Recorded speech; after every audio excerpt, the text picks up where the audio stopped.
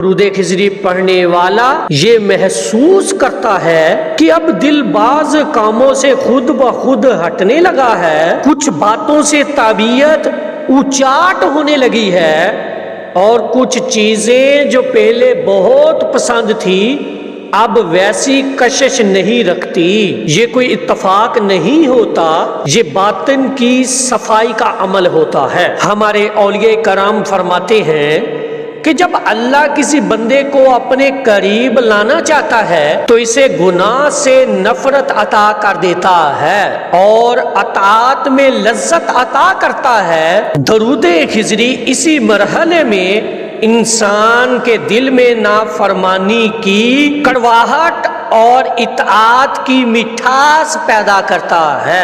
یہی وجہ ہے کہ درود خضری پڑھنے والا آہستہ آہستہ خود کو فضول باتوں، فضول بحثوں اور فضول صحبتوں سے بچانے لگتا ہے۔